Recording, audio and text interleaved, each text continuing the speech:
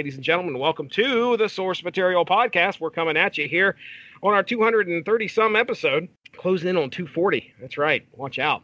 Now, tonight we'll be talking DC First, Superman and Lobo. Now, joining me right here tonight, Mark Radulich. Mark Radulich, we're doing this DC First, Superman, Lobo for some reason, and why don't you go ahead and tell us why? Tomorrow night on the Radulich Broadcasting Network, on a TV party, we will be discussing the now canceled Krypton Season 2. Oh, man. Krypton Season 2 features a new character. That character is the main man, lover of dolphins. That's right, space dolphins. That's right. Good old Lobo. Uh-huh. So in honor of Lobo being on Krypton, we decided to look at one of the many interactions between Superman and Lobo. There's not a single graphic novel that I could find. Yeah, unfortunately not. Couldn't find, I would Google things like top 10 stories featuring Lobo and Superman. Nothing came up. But I was ever vigilant and diligent, and eventually I came across DC First, Superman Lobo. So that's why we're here tonight. Right. This came out in 2002. I was trying to figure out, what is DC First? That's a title I had not heard of, but I noticed that in the back of this issue, they had, Coming Up or other DC First titles or whatever it was it promoted first meetings between some DC characters. So they promoted Superman and Jay Garrick, Alan Scott and Hal Jordan meeting for the first time, and the Cassandra Cain Batgirl meeting the Joker. I think what the focus of this book was to kind of show you stories that were never told. Superman meeting Lobo for the first time is what we get in this book. Now, this was written by Keith Giffen, who is the co-creator of Lobo. The pencils of this issue are Cliff Rathburn, inks by Rob Lee. Brad Anderson is on the colors. So, Mark Radulich, we know Superman. We know all about Superman, his backstory. I mean, you've watched the films, you've read some comics. The planet of Krypton exploded. However, a scientist by the name of Jor-El sent his only son, Kal-El, to Earth. Growing up in Kansas and taking on the identity of Clark Kent, he gained superpowers and is the protector of Earth and resides in Metropolis. So if anybody has no idea who Superman is, there is the basic gist. Now, Mark, I want to ask you about Lobo. Have we talked anything with Lobo in it? Yeah, we did the book that was, I believe, written by Scott Ian. That's where I learned who Sam Keith was. Yes, you did. And he forever got his name wrong up until today. I'm not completely up in a fuck around mood today, so. I hear you. So Lobo, we read that issue. Did you know much about this guy before then, or this character? So my first interaction with Lobo was through the Legion comic in the 90s. Okay. Where to this day I still remember fondly and continually repeat the gag, I swell up like this. You have no idea what I'm talking about as usual. No clue. All right, so so Legion is I believe in the history of Lobo had premiered before that, but they were utilizing him in the Legion comic. And are you familiar with Legion at all from the 90s? Yeah, a little bit, just a tad bit though. Is this a play on the Legion of Superheroes? They're like intergalactic space cops, basically, from what I remember. Okay. If you want a quick, it's like an acronym. Legion stands for something. If you want to look it up real quick while I'm talking, but it's through the Legion comic that they were led by some green-skinned fella. Is where I discovered Lobo and fell in love with the character, and I think I might have read some of his solo stuff for a while before I gave up on comics altogether. I'm looking it up here, by the way. I found it. Okay. Legion is a science fiction. This is straight off the wiki. Legion is a science fiction comic book created by Keith Giffen, Bill Mantlo, and Todd McFarlane, and published by DC Comics. The principal subject of the comic book is a team of fictional extraterrestrial superheroes. Okay, the original series chronicled the formation and activity of an interplanetary police force whose mission was to act as a peacekeeping force in their galaxy. Yeah, Lobo being on that seems a little out of character, but very interesting. Yeah, he was kind of like a mercenary for them, if I remember correctly, or they ran afoul of each other. There was a reason why Lobo was in the book a lot, and I think it was Lobo appearing in that book that then kind of launched him into his own solo stuff, if I remember correctly. Just as an aside, there's a bit where they're recruiting new powered people, and there's a kid in one of the books where they're like, what's your power? I can do this. What's your power? I can do this. And this like fat kid walks up. He's like, what's your power? And he just kind of blows up like a balloon. And he goes, I swell up like this. There's the reference. My friend and I fucking died laughing at that, and we never stopped doing that joke.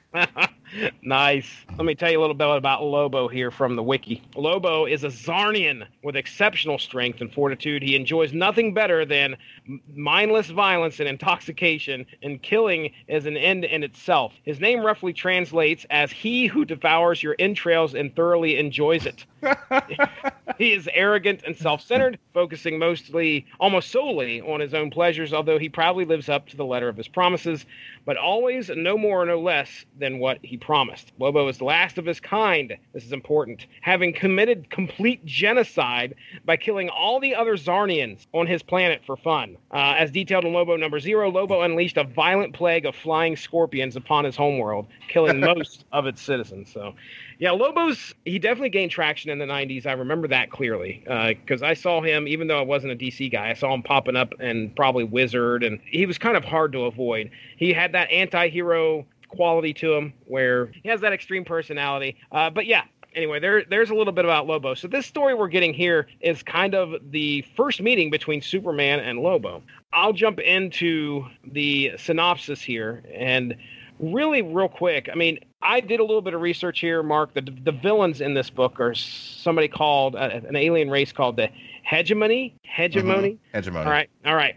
As far as I can tell, these were villains that were strictly just made up for this book. They don't have any previous DC history. Did a little bit of Googling, and I found out hegemony is a word, which is apparently used. It is a word, Jesse. It is a word. I had no idea because I've never used this word in my entire life, but I'll give you the definition. Hegemonic villains have the desire to take over or rule the world, whether it is the actual Earth or their own world. On larger scales, some try to take over or rule their universe, and for the truly despotic and oppressive, all of the omniverse. This is arguably one of the most well-known types of villains. So interesting that he chose that word to actually be the name of this race. But here you go, the hegemony. Synopsis time. So the hegemony aliens. This apparently takes place a couple years before this.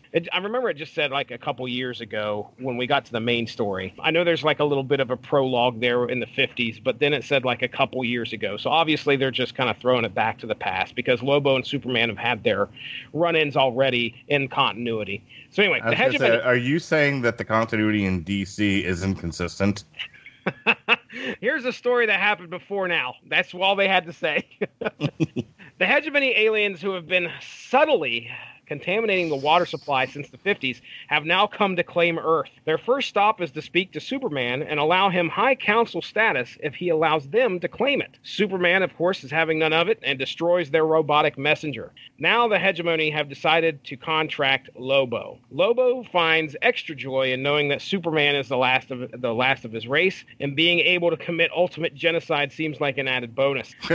Lobo heads to Earth, looking for Superman, threatening some humans until Superman arrives. Welcome to Earth.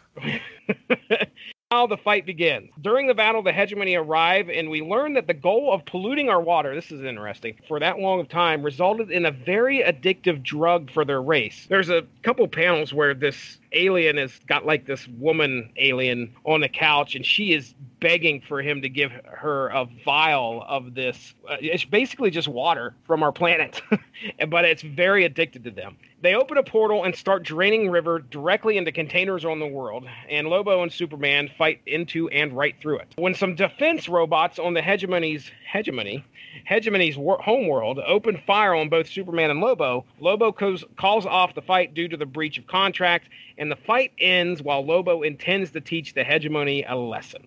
So real quick, Lobo debuted in Legion issue number 3 because somewhere along the line they hurt some sort of space dolphin. That does not surprise me.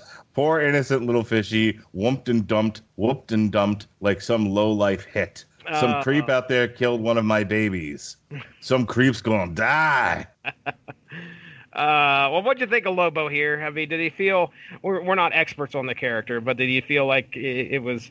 No, it seemed like a good representation of Lobo. So one of the details you missed in your synopsis there was that the hegemony, I think at least, the hegemony attempted to. They recognized that the Earth was under Superman's protection. They attempt to now what they want is the contaminated water because it's basically space heroin, and they try to buy the planet off of Superman, and he's like, it's not for sale. They're like, okay, well we'll cut you in. Like you can have you sell your rights to the planet, and we'll give you a seat at the table of the hegemony. Superman's like, no, that's a hard pass, pal. So they're like, all right, well, let's hire a hitman to kill Superman. And of course, Lobo is as indestructible as Superman. Lobo is basically like a cross between Wolverine and Deadpool. Yeah, Lobo is very strong. I mean, you see him go toe to toe. He hits Superman in this book, and Superman like gets up after being, tossed through the wall or whatever, and he's like, that hurt. Yeah, so that's big time. I think Lobo is equal in strength to Superman, and he's like nigh indestructible. Like, I don't know if Lobo has any weaknesses or not. That's why a lot of people were pissed, talking about Wolverine. That's why a lot of people were pissed when it was DC versus Marvel, and Wolverine and Lobo are fighting, and Wolverine's the one that comes out on top. Nobody, of course, it was by vote. So, and Wolverine was extremely hot when that was voted on. One of the more logical complaints about Captain Marvel was that what kind of tension or threat could possibly be out there when she can, just light herself up like a Christmas tree and destroy everything in her path. Yeah, and then drop massive ships to the ground by flying through them. I hear you. They were, the Red Letter Media guys were like, they have to invent reasons for her not to be around, or you're not going to have a movie. You're going to have kryptonite involved, or some form of kryptonite, or she loses her power set. That's the only way. She's going to lose her power somehow, and then we're going to focus on the human side of things. But, and so let's talk about Superman for a second. You have a very similar problem with him. The thing with Superman is that he puts a lot of restraints on himself. He was raised as a human, so he has a very strict moral compass. His rogues gallery are full of villains that are, with the exception of Lex Luthor, who are as strong or stronger than he is. And so Lobo and Superman are a pretty good match for each other because you have the chaotic neutral Lobo versus the lawful good Superman, and they're equal in power. So then basically it becomes, you never know who's going to win. It's not interesting as to who's going to win, because in a fight between those two, they'll just fight forever, like Sami Zayn and Kevin Owens. What becomes interesting about them when they tangle is the collateral damage around them. Yep. And in the story, when the hegemony tries to hedge their bet, so to speak, and they send down the robots and they just shoot at both of them, like Lobo's like, okay, well, they breached their contract, so I'm no longer being paid to kill you. I'm gonna stop now. Yeah. Like, and that's the only thing that can stop this fight. Right. And that's the point that I'm getting across. Is essentially like they put these two against each other, and they're like, okay, well, how are we going to resolve this? Because the Lobo won't stop, and Superman can't be killed without kryptonite. So this will just go on forever, and they'll destroy everything around them. So we have to invent a reason to move this forward. We have to invent a plot point. You mentioned collateral damage. There was an interesting panel in here I made sure to make a note of where they're getting ready to fight. Maybe Superman got thrown through the wall, or they had fought outside and then Superman goes into the bar. I can't remember. Either way, Superman launches a bike through the bar. Yeah. And Lobo calls him on it and is like, what do you think you're doing, man? You're not too concerned about the people you protect, which I thought was pretty interesting. Then, of course, Superman's like, I knew what I was doing. All right, well, he is Superman, so I guess cop-out. That's a total cop-out by the right. Like, they're editorializing on Superman, by using Lobo that way, and then they realize what they're doing, and they're like, oh, well, now we've written ourselves into a corner. Yeah, so Superman will just be like, I did it on purpose. I did it. Yeah. I meant to do that. Squished a human. I meant to do that. It was all part of my plan. He had a gun. He was coming right for us. So you want me to run down Lobo's powers and abilities according to DCFandom.com? Yeah, that'd be great. All right, here we go. Superhuman strength. His strength varies greatly from writer to writer. Lobo has shown sufficient strength enough to knock out Superman with his blows without too much apparent effort, but at times is barely able to pick up cars. So yeah, there's quite a bit of difference there. He has superhuman stamina. He possesses inexhaustible stamina, and in most interpretations cannot tire. Immortality. Lobo is functionally immortal and cannot die no matter what happens. He is immune to the effects of aging and disease and has been banned from entering either heaven nor hell. Well, that's what I thought about, what was it? Highway to Hell, that's right. I remember saying when we did the source material on that, which is in the archives here on the Rattle Legend Broadcasting Network, which you can listen to through Podcoin. Hey, everybody. I really do hope you love the Rattle Legend Broadcasting Network. Did you know that you can actually get paid just for listening to this podcast? I know it sounds insane, but it's true. We just discovered this free new app called Podcoin, and it literally pays you to listen to podcasts. Here's how it works. You listen to podcasts, and you earn Podcoin while you listen. Then you turn that Podcoin in for gift cards at places like Amazon or Starbucks, or if you're a good person, you could even donate that Podcoin to charity. The more you listen, the more you earn. Here's what you do. Download the app right now on iPhone or Android, and I have a special code for you. Simply use our code MARKWED5. That's capital MARKWED 5. Capital MARKWED 5. MARKWED 5. And you'll get 300 Podcoin just for signing up. And if you listen to enough of us on there, you can get a cappuccino at Starbucks or an Amazon gift card on us. So go ahead and go listen to this podcast or virtually any podcast on Podcoin and sign up with code MARKWED5. I swear it'll change the way you listen to podcasts. Where it would be the first and not the last time that I would slam Sam Keith for his terrible artwork. If you're into that sort of thing.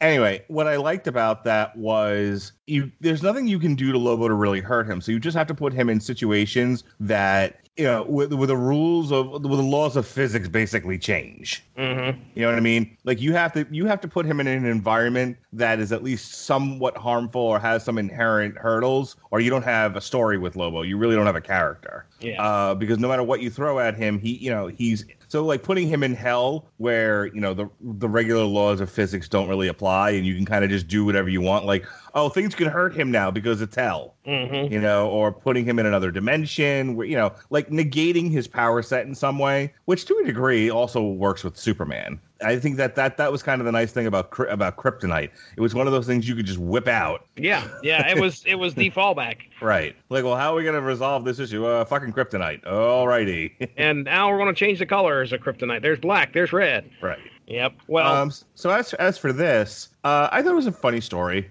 I thought the Hegemony were a fun and interesting little race of people. I love the fact that it was much like Jupiter ascending, that Earth serves like a resource purpose. Nobody really cares about the people down there. Like, oh, Earth, we've been poisoning the water in order to create this massive meth lab. I know, dude, that was different. I wasn't expecting that. I was like, I thought that was great. I thought that was fucking great. Yeah. So biofission. He has the power of biofission. If Lobo spills even a drop of blood, that drop can become a completely new Lobo. What the hell? All right. I really like the artwork in this. Did you? I thought this was one of the better drawn pieces that we've looked at. This was drawn by Cliff Rathburn, which is an artist that I cannot say I've ever heard of. A few issues. Oh, he's done Invincible. Okay. Yeah, Invincible. I see that Robert. Is that one of your stupid 90s comics? He did Inks. Now, Invincible was Robert Kirkman. He's the guy that did Walking Dead. He also took on a superhero book called Invincible, which is pretty good. Me and Ronnie did the first few issues, but he was Inks on that. I'm looking to see if he's done more than, like, there's a book called Brit that came out from Image. He's done some inks on The Authority, DC First, Superman Lobo, JLA number 60. He did pencils with writer Mark Waid. He later known for providing the grayscale coloring for Robert Kirkman's long-running series, The Walking Dead. So that's probably where he spent most of his time, because it says The Walking Dead number 6, and it says dash, and there's nothing else there. So he's probably been doing that for a while. Walking Dead's nothing to sneeze at, I'll tell you that much, since it's probably one of the most popular comic books that are out there. But, hey, he did a good job here. Mark Radlich says so. When Mark Radlich says something good about the art, you know you've got something. Yeah, I thought they did a good job of drawing both him and Superman. Felt like a comic book.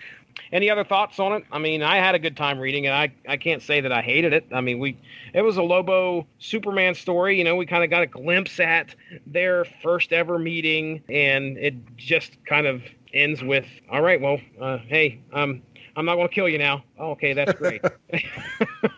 There was a really funny bit. I mean, just to find something to talk about, that was a really funny bit where Lobo... No, it was the hegemony contact Clark while he's at the Daily Planet. And he has to, like, usher him into the elevator. And because he doesn't want Lois to get hurt, he doesn't know how this is going to go, he just shuts the elevator on Lois. And he just, like, so boy, am I going to pay for that later. The whole Jimmy Olsen tattoo thing? Oh, yeah. I mean, I don't know. He was dating a goth chick or something like that. Yeah, and he got a Superman tattoo. There really wasn't much to that. I thought that was going to turn into more than what it was. It was just like, he got a tattoo. All right, that felt like filler. Well, again, folks, don't get a tattoo for a girl because you'll just break your heart and then you'll be stuck with stupid artwork on you. Yes, that's the truth. I assume that this takes place before she knows Clark is Superman, even though this came out in 2002. Gosh. I think that it's hard to say because, like, she seems to. I feel like she indicated that she did, and that's why she kind of forgave him for just shutting the elevator because she realized there was something Superman-y going on. I thought he was trying to hide his secret identity because that dude just walks up on him talking Kryptonese or whatever the hell it is, and he's like, "Okay, I got to get out of here before anybody recognizes what's going on." But yeah, even at the dinner table when they're sitting there talking, I mean, I couldn't even tell what if there was still that mystery between her and you didn't see Superman and Lois in the same spot or him changing into Superman in front of her. So that really doesn't have much of a bearing on the story. It's just that you see that kind of play out there as. Yeah. I think given the fact that it isn't particularly relative to the story, it's open for interpretation. My interpretation was that she knew, and that's why she was so flirty-gurty about it afterwards. Oh, okay. I'm guessing, like, I don't know if it says on, like, Comic Vine or on Lobo's Wikipedia page, like, how many times he showed up in any one of the Superman books. Because I know that, I feel like Lobo showed up in, like, the Further Adventures of Superman. That was, you know, when Batman the Animated Series came out. It was followed by Superman, I believe, the animated series, and I think he was on that. And Lobo showed up in this or that cartoon. But I was always under the impression that he had more of a presence in Superman comics. And then when I was Googling it, I really couldn't find anything. No, nothing consistent. Like, maybe that's what I'm saying. Like, maybe he showed up in an issue here or there, but nobody's really sought to put, because we would have done it if they had. Nobody has really sought to put the Lobo Superman interactions into one trade paperback. Mm-hmm. All right, Mark, we've discussed DC First, Lobo, Superman.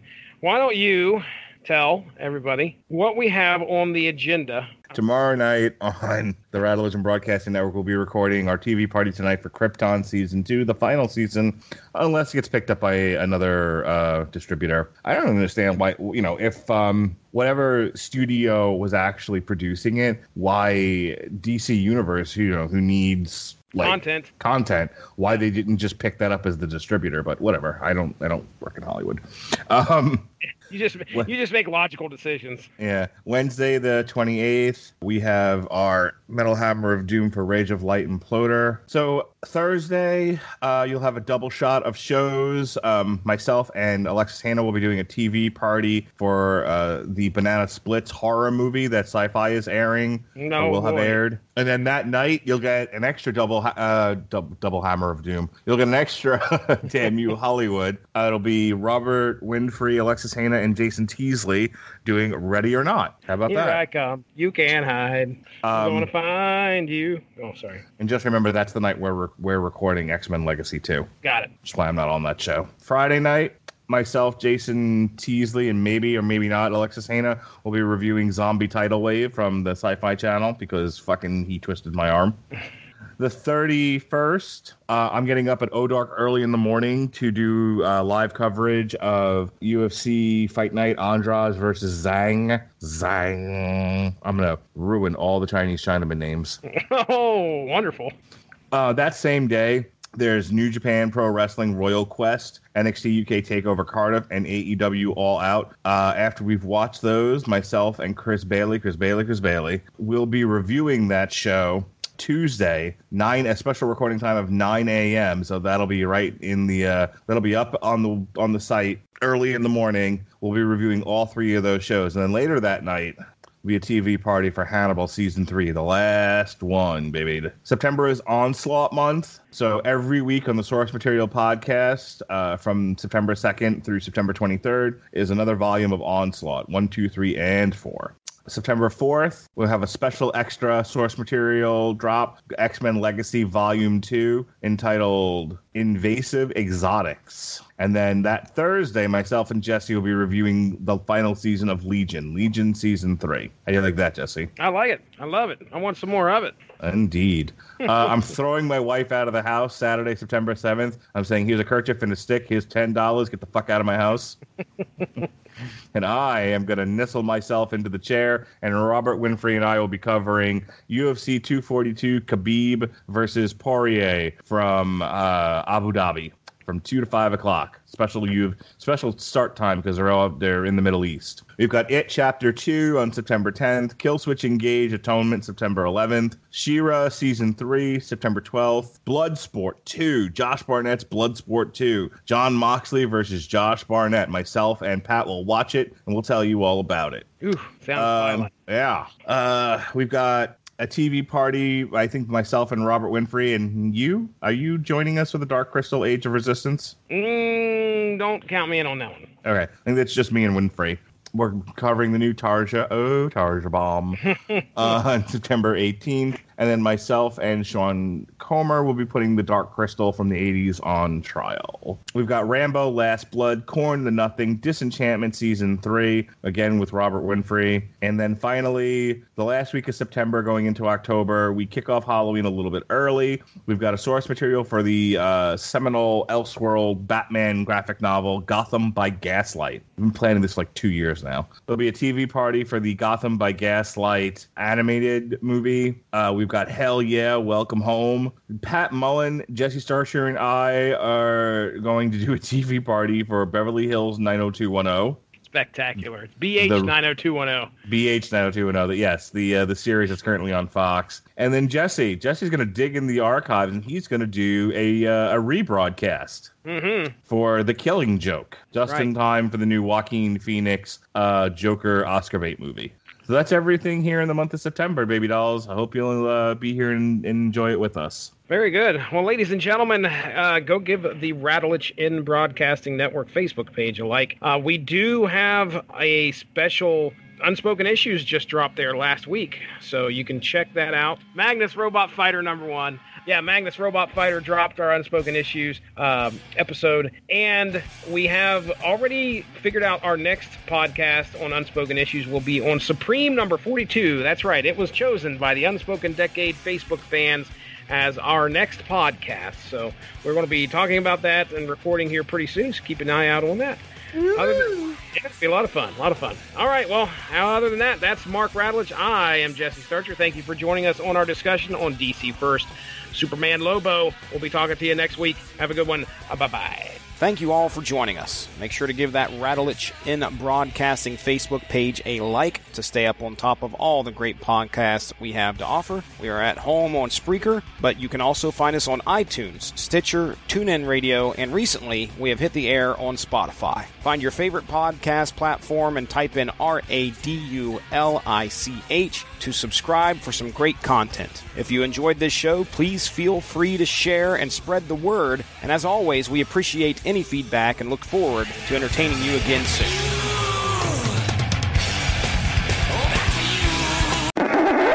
We are going to be de-talking and discussing. We're detoxing? And Callers by Brand? I hope I put that right. Fuck You want to start again? You know, the extreme... Why in the world have I lost words tonight? You want to start over? Nope. Things will up like this. Back to the issue we're actually talking about. Shit. I had Taco Bell the other night, and then I was Power Vision.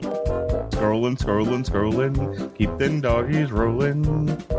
This comic looks like shit. Yeah, this is awful. Lobo looks like he fucking belongs on Degrassi Junior High or some shit. fucking Lobo's hairstyle. What the hell, man? It's changing every book. Not the American Legion Weekly. I doubt that's correct. It's just Legion, sir. Lobo. His fucking hair is ridiculous. And that stays that way. Jim Fern draws him like that the whole fucking time because he looks like one of those Star Wars characters with their heads like that. They're like, oh, Wolverine has the weird cut where his haircut's in two different. They have to split down the middle. So they're just like, well, how about we just take Lobo and reverse that and take all his hair, give him a diamond head. What in the world? What are the aliens with the red dots on their heads? Indians? Yep, fucking Indians. Dominators. Upcoming for the Radulich in... Jeez, crummy. I could talk. There's a little burping and yawning and everything. Every other bodily function going on here. So... Please well up like this. I'm so glad we found it. We can end the show now.